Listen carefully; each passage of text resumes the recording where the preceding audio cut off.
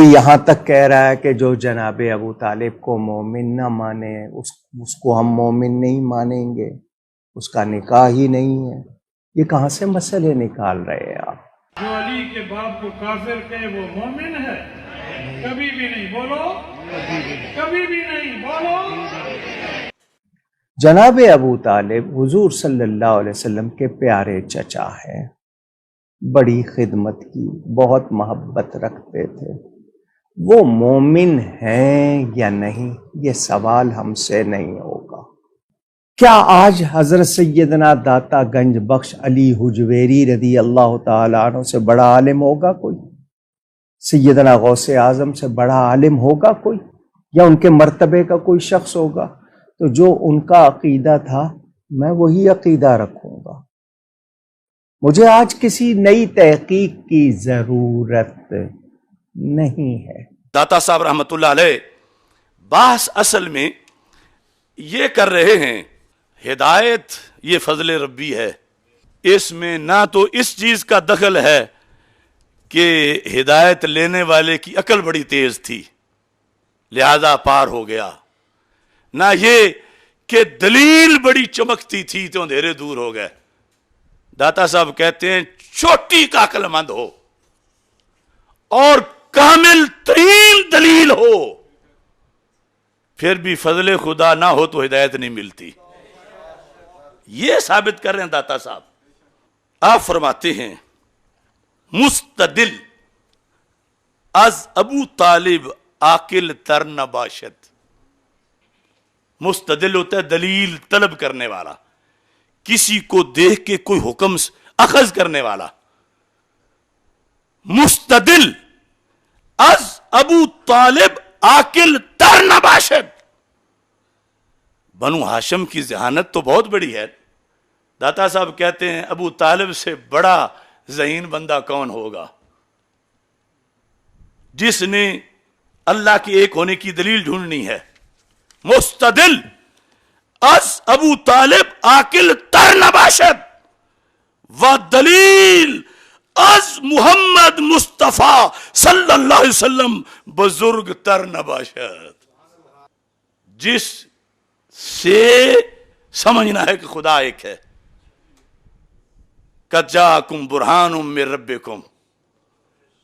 داتا صاحب کہتے ہیں کہ مستدل جنہوں نے دلیل حاصل کرنی ہے کند ذہن نہیں، بہت عقل مند، اور جو دلیل ہیں ان کا چہرہ تو کیا، ان کے قدموں کے نشان بھی لوگوں کو کفر سے نکال کے اسلام میں لے آتے ہیں۔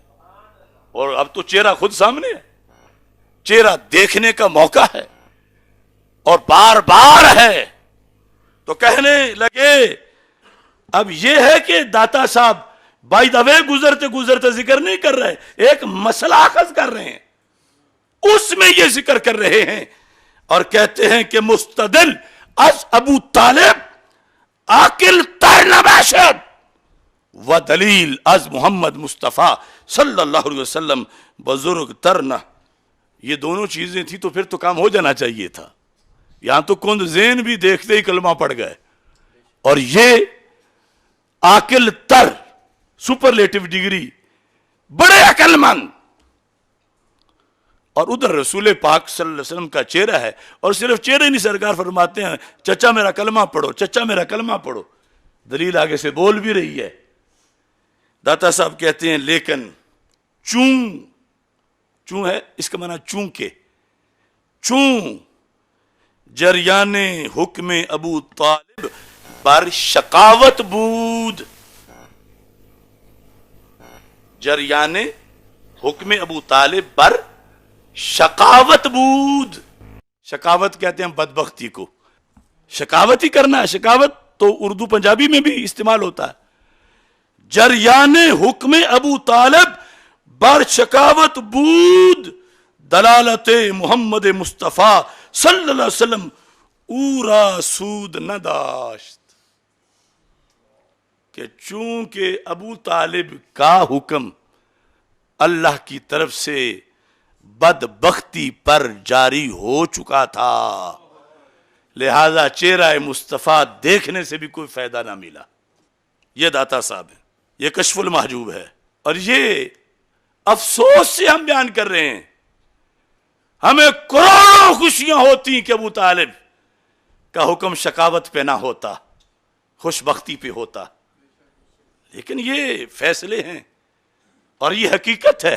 اب جتنے بھی سادات میں سے آج اس بات پر اس لیے تڑپتے ہیں کہ ہمارے ابے کو کیوں ایسا کہتے ہو، تو میں کہتا ہوں داتا صاحب کا ابا نہیں تھا کیا؟ داتا صاحب سے تم بڑے سید آئے ہو، داتا صاحب سے بڑے پیر آئے ہو،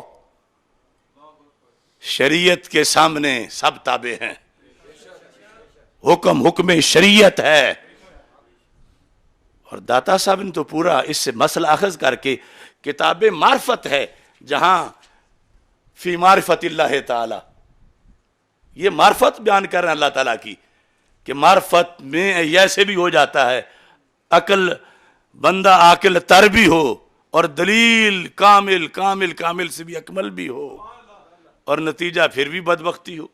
اگر کوئی کہے کہ اس پر 10,000 حوالے پیش کرو عدم ایمان پر، تو میں 10,000 پیش کروں گا، آج کے نہیں 14 صدیوں کے انشاءاللہ۔ لیکن اس لیے نہیں کہ میں کوئی بات بڑی فتح کر رہا ہوں، اس لیے کہ کیوں ہمارے اکابر کو کوسا جا رہا ہے، کیوں داتا کو گالی دی جا رہی ہے، کیوں امام اعظم ابو حنیفہ کو گالی دی جا رہی ہے، کیوں امام بخاری، مسلم، ابن ماجہ، رازی، طحاوی، بصیری، اسقلانی، ان سب کو کیوں آج کے لونڈے کافر کہہ رہے ہیں اس مسئلے کی آڑ میں؟